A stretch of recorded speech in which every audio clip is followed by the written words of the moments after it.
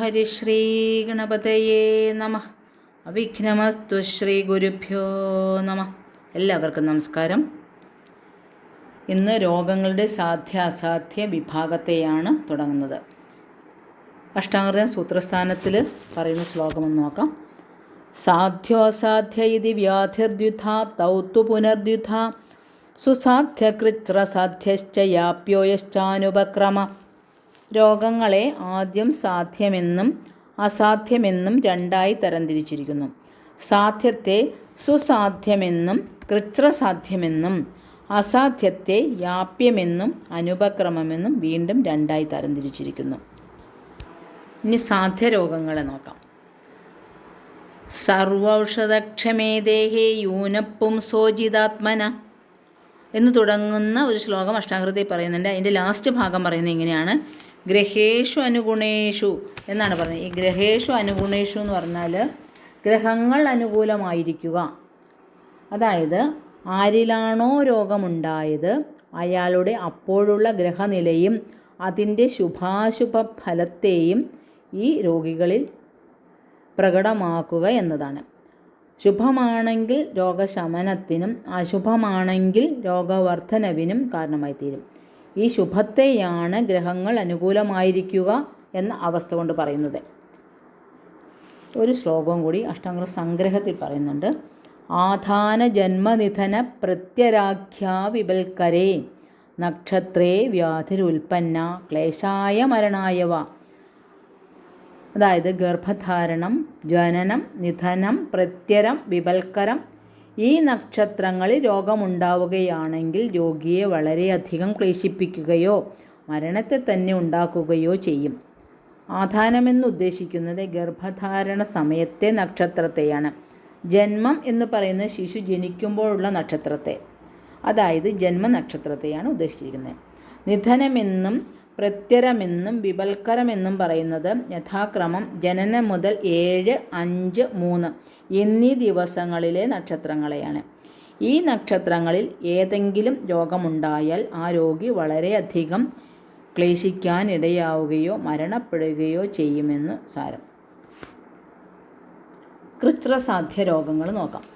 ശസ്ത്രാദിസാധന കൃച്ഛ്രസങ്കരേച്ച തതോഗത എന്നാണ് പറയുന്നത്. സങ്കര രോഗലക്ഷണങ്ങൾ ഉൾക്കൊള്ളുന്നതും ശസ്ത്രാദികളെ കൊണ്ട് മാത്രം സാധിക്കേണ്ടതുമായ രോഗങ്ങളെയാണ് കൃച്ഛ്രസാധ്യ വിഭാഗമായി വിവരിച്ചിരിക്കുന്നത്. സങ്കര രോഗലക്ഷണം എന്ന് പറഞ്ഞാൽ അസാധ്യ ലക്ഷണങ്ങൾ കൂടിക്കലർന്ന എന്നാണ് അർത്ഥം. അസാധ്യ ലക്ഷണങ്ങൾ കലർന്ന രോഗങ്ങളിൽ ചികിത്സ വളരെ വിഷമമായിരിക്കും. എന്നാലും ഇത്തരം രോഗഘട്ടങ്ങളെ ശസ്ത്രാദി എന്ന് പറഞ്ഞുകൊണ്ട് ശസ്ത്രം, ക്ഷാരം, അഗ്നികർമ്മം, രക്തമോക്ഷം മുതലായ ചികിത്സാവിധികൾ കൊണ്ടാണ് ചികിത്സിക്കേണ്ടത്. ശസ്ത്രസാധ്യമായ ഒരു രോഗത്തിന് ആദ്യം മറ്റു ചികിത്സകൾക്ക് സ്ഥാനമില്ല. അടുത്തത് യാപ്യരോഗങ്ങൾ. ശേഷത്വാദായുഷോ യാപ്യ പഥ്യാഭ്യാസാദ് വിപര്യയെ. ആയുസ് കുറെ കൂടി അവശേഷിച്ചിരിക്കുന്നത് കൊണ്ടും സുഖസാധ്യ ലക്ഷണങ്ങളിൽ നിന്നും വിഭിന്നമായ, അതായത് വിപരീതമായ ലക്ഷണങ്ങൾ ഉള്ളതുകൊണ്ടും പഥ്യങ്ങളായ ക്രമീകൃത ആഹാരവിഹാരാദികളെ കൊണ്ടും താൽക്കാലിക സുഖലബ്ധിയോടുകൂടി ജീവിതം മുന്നോട്ട് കൊണ്ടുപോകുന്നതിനെയാണ് യാപ്യരോഗം എന്ന് പറയുന്നത്. യാപ്യം എന്നാൽ യാപനം ചെയ്യുക, മുന്നോട്ട് തുടർന്ന് കൊണ്ടുപോവുക എന്നാണ് അർത്ഥം. ഇവിടെ ആയുസ്സിനെ മുന്നോട്ട് കൊണ്ടുപോവുക എന്നാണ് ഉദ്ദേശിക്കുന്നത്. അസാധ്യ ലക്ഷണങ്ങൾ ഇടകലർന്നതാണ് യാപ്യരോഗങ്ങൾ എന്ന് പറയുന്നത്. ഈ രോഗത്തെ പൂർണ്ണമായി ചികിത്സിച്ച് സുഖപ്പെടുത്തുവാൻ ഒരിക്കലും സാധിക്കുകയില്ല. എന്നാൽ ആയുസ് അവശേഷിച്ചിരിക്കുന്നത് കൊണ്ട് ആ രോഗി മരിക്കുകയുമില്ല. മാത്രവുമല്ല, ഇപ്രകാരമുള്ള രോഗങ്ങളിൽ പൂർവജന്മകൃതങ്ങളായ അശുഭകർമ്മങ്ങളുടെ ഫലങ്ങൾ കൂടി അനുഭവിക്കേണ്ടി വരും. ഈ അശുഭകർമ്മങ്ങൾ ഈ രോഗത്തോട് അനുബന്ധിയായി നിൽക്കും. ഇപ്രകാരം കർമാനുഭവത്തിനു വേണ്ടി മാത്രം ക്ലേശങ്ങൾ സഹിച്ച് ജീവിതത്തെ മുന്നോട്ട് കൊണ്ടുപോകുന്ന രോഗമാണ് യാപ്യം. പഥ്യങ്ങളായ ആഹാരവിഹാരാദികളെ നിഷ്കർഷയോടുകൂടി അനുഷ്ഠിക്കുകയും യഥാസമയം അനുയോജ്യമായ ഔഷധോപയോഗത്തോടുകൂടി കഴിഞ്ഞുകൂടുകയും ചെയ്യുന്നവർക്ക് ജീവിതം അല്പം കൂടി മുന്നോട്ട് കൊണ്ടുപോകുവാൻ സാധിക്കുന്നു. പക്ഷേ രോഗം ഒരിക്കലും നിശേഷം മാറുകയില്ല. എപ്പോഴെങ്കിലും അല്പമായ കാരണമുണ്ടായാൽ കാരണത്തിന് അനുസൃതമല്ലാതെ രോഗം വളരെയധികം വർദ്ധിക്കും. മറിഞ്ഞു വീഴാൻ പോകുന്ന ഒരു വീട് തൽക്കാലത്തേക്ക് തൂണുകൾ കൊണ്ട് താങ്ങി നിർത്തുന്നത് പോലെ പഥ്യങ്ങളായ ഔഷധം, ആഹാരം, വിഹാരം എന്നിവയാകുന്ന തൂണുകളാൽ ഈ രോഗിയെ താൽക്കാലികമായി താങ്ങി നിർത്തുന്നു, അഥവാ താൽക്കാലികമായ ആശ്വാസം കൊടുത്തുകൊണ്ട് ജീവിതം മുന്നോട്ട് കൊണ്ടുപോകുന്നു. ഇതിനെയാണ് യാപ്യം എന്ന് പറയുന്നത്. അടുത്തത് അനുപക്രമം, അപ്രതിക്രിയ. അനുപക്രമയേവസ്യാസ്ഥിതോത്യന്തവിപര്യേ ഔത്സുക്യമോഹരതികൃത് ദൃഷ്ടരിക്ഷോക്ഷനാശന. സാധ്യലക്ഷണങ്ങൾക്ക് അത്യന്ത വിപരീതമായിട്ടുള്ളതും ഔത്സുക്യം, മോഹം, അരതി ഇവയെ ഉണ്ടാക്കുന്നതും മരണലക്ഷണങ്ങൾ വ്യക്തമായി കാണുന്നതും ഇന്ദ്രിയങ്ങളുടെ ക്രിയാശക്തി നഷ്ടപ്പെടുത്തുന്നതുമായ രോഗങ്ങളെ അനുപക്രമം എന്ന വിഭാഗത്തിൽ പെടുത്തിയിരിക്കുന്നു. സാധ്യലക്ഷണങ്ങളില്ലാത്ത ഈ രോഗം വ്യക്തമായും അസാധ്യമാണ്. ഉപേക്ഷിക്കപ്പെടേണ്ട ഇത് എല്ലാ ചികിത്സാവിധികളെയും അതിക്രമിക്കുകയും ചെയ്യും. അതിനാൽ വർജിക്കേണ്ടതു തന്നെയാണ്. വിശേഷിച്ചും ഭ്രമം, മോഹം, അരതി ഇവയെ ഉണ്ടാക്കുന്നതും മരണലക്ഷണങ്ങൾ വ്യക്തമായി കാണുന്നതും ഇന്ദ്രിയങ്ങളുടെ ക്രിയാശക്തി നശിച്ചും കാണുന്ന ഈ രോഗം അസാധ്യം തന്നെയാണ്. മരണത്തോടടുക്കുന്ന ഒരു രോഗിയിൽ ശബ്ദം, സ്പർശം, രൂപം, രസം, ഗന്ധം ഇവയൊക്കെ വേണ്ട തരത്തിൽ ഗ്രഹിക്കുവാൻ കഴിവില്ലാത്ത വിധം ഇന്ദ്രിയങ്ങളുടെ വിഷയഗ്രഹണശക്തി നിമിഷം പ്രതി ക്ഷയിച്ചു കൊണ്ടിരിക്കുന്നു. ഈ ലക്ഷണങ്ങളെല്ലാം തികഞ്ഞ ഒന്നിനെയാണ് അസാധ്യമെന്ന് പറയുന്നത്. ഇനി ഗുരുനാഥൻ്റെ വ്യാഖ്യാനത്തിൽ പറയുന്നത് എന്താണെന്ന് നോക്കാം.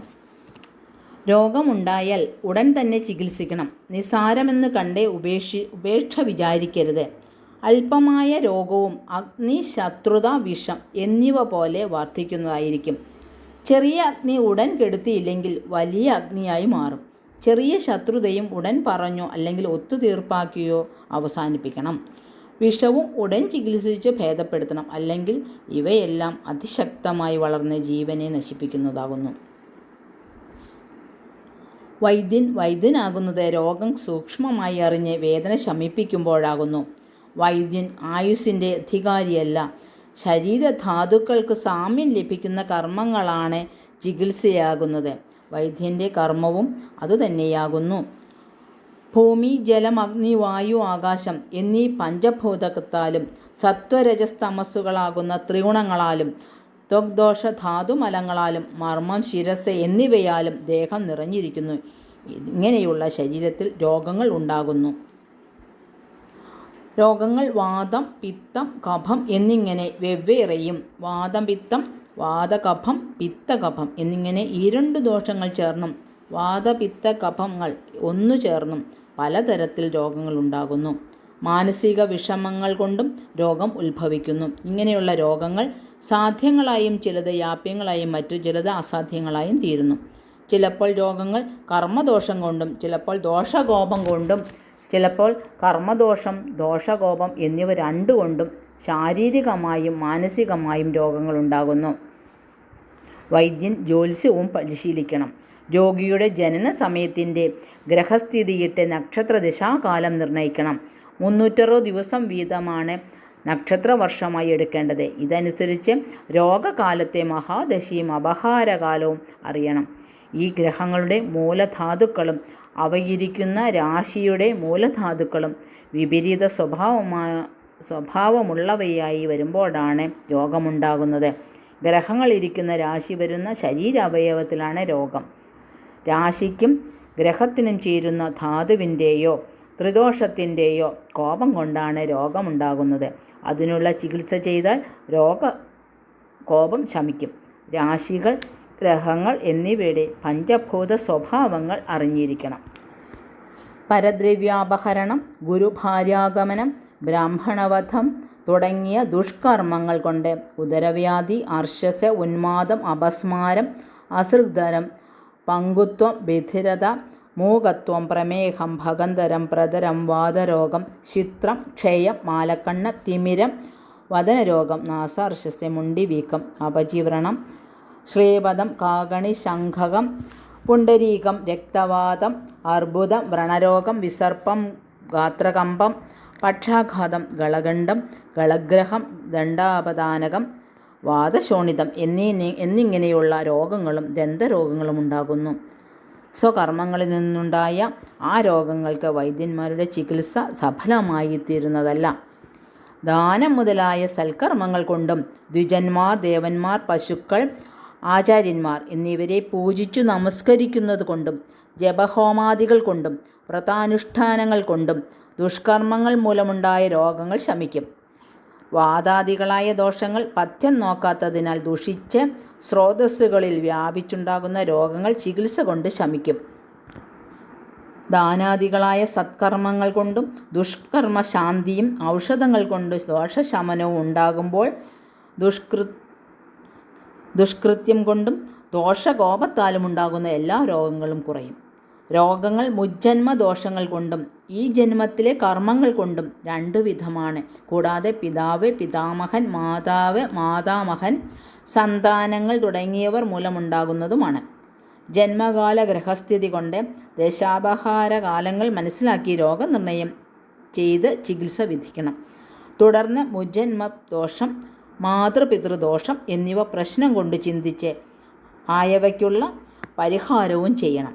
ബാധാദോഷം, ശത്രുദോഷം, പ്രേതബാധ, സർപ്പദോഷം തുടങ്ങിയവയും ചിന്തിച്ച് പ്രതിക്രിയകൾ ചെയ്യിക്കണം. ഇവ എല്ലാ ദീർഘകാല രോഗങ്ങൾക്കും പ്രത്യേകം ചിന്തിക്കേണ്ടതാണ്. ദോഷകോപം, ദേശം, ബലം, കാലം, രോഗം, ശരീരസ്ഥിതി, സുഖാനുബന്ധിയായ ആഹാരം, ഔഷധം, അഗ്നി, ബലം, വയസ്സ്, ശരീരപ്രകൃതി ഇവയെല്ലാം പരീക്ഷിച്ചറിഞ്ഞിട്ട് ശരീരം, കർമ്മങ്ങൾ എന്നിവയിൽ നിന്നുണ്ടാകുന്ന പല പ്രകാരത്തിലുള്ള വാദം തുടങ്ങിയ രോഗങ്ങൾക്ക് നിശ്ചിത ചികിത്സ ചെയ്യണം. മുൻപറഞ്ഞ വാതാദി ദോഷങ്ങൾ മനുഷ്യ ശരീരങ്ങളിൽ ഒരുപോലെ വ്യാപിച്ചിരിക്കുന്നു. എങ്കിലും വാദം ശരീരത്തിൻ്റെ താഴ്ഭാഗത്തും പിത്തം മധ്യഭാഗത്തും കഫം മുകൾ ഭാഗത്തും പ്രത്യേകമായും സ്ഥിതി ചെയ്യുന്നു. ഇതിന് അഷ്ടാംഗത്തിൽ പറയുന്ന 1-2 ശ്ലോകങ്ങളുണ്ട്. ദോഷങ്ങളുടെ വികൃതാവികൃതാവസ്ഥയെ പറയുന്നത് വികൃതാവികൃതാ ദേഹം ഘ്നന്തി തേ വർത്തേന്തിച്ച. വികൃതങ്ങളായ ദോഷങ്ങൾ രോഗഹേതുവിനും അല്ലെങ്കിൽ ദേഹനാശത്തിനും, അവികൃതങ്ങളായ ദോഷങ്ങൾ ശരീര നിലനിൽപ്പിനും കാരണമായി തീരുന്നു. അതായത് സമദോഷങ്ങൾ പൂർണ്ണമായ ആരോഗ്യത്തെ നിലനിർത്തുന്നു എന്നർത്ഥം. പിന്നെ ദോഷങ്ങളുടെ സ്ഥാനം പറയുന്നിടത്ത് തേ വ്യാപിനോപി ഹൃന്നാഭ്യോരഥോ മധ്യ ഊർധ്വ സംശ്രയ എന്നാണ് പറയുന്നത്. വാതപിത്ത കഫങ്ങൾ സർവ്വവ്യാപിയാണെങ്കിലും ഹൃദയത്തിൻ്റെയും നാഭിയുടെയും അധോഭാഗത്തും, ഹൃദയത്തിൻ്റെയും നാഭിയുടെയും മധ്യഭാഗത്തും, ഹൃദയത്തിൻ്റെയും നാഭിയുടെയും ഊർധ്വഭാഗത്തും സ്ഥിതി ചെയ്യുന്നു. ഇനി ഇതിൻ്റെ സ്ഥാനങ്ങളെല്ലാം വിശദമായിട്ട് അഷ്ടാംഗത്തിൽ കൂടുതൽ ശ്ലോകങ്ങളിൽ പറയുന്നുണ്ട്. അത് ഇവിടെ കൂടുതലായിട്ട് പറയുന്നില്ല. ഞാൻ അത് പറഞ്ഞാൽ കുറേ പറയാനുണ്ടത്. ഇനി രസം, രക്തം, മാംസം, മേധസ്, അസ്ഥി, മജ്ജ, ശുക്ലം എന്നിങ്ങനെ 7 ധാതുക്കളാകുന്നു. ശകൃത്, മൂത്രം തുടങ്ങിയവ മലങ്ങളാകുന്നു. ദോഷങ്ങളും ധാതുക്കളും മലങ്ങളും സമങ്ങളായിരിക്കുമ്പോൾ സാത്മ്യം, സമങ്ങളല്ലാതെ ഇരിക്കുമ്പോൾ അസാത്മ്യവും ആയിത്തീരുന്നു. അതിനാൽ സാത്മ്യാവസ്ഥ ഉണ്ടാക്കാൻ പരിശ്രമിക്കണം. ഇത് ചികിത്സയുടെ രഹസ്യമാകുന്നു. ഇത്രയുമാണ് ഇന്നിവിടെ പറയുന്നത്. അടുത്ത ദിവസം സിരകൾ തുടങ്ങാം. എല്ലാവർക്കും നന്ദി, നമസ്കാരം.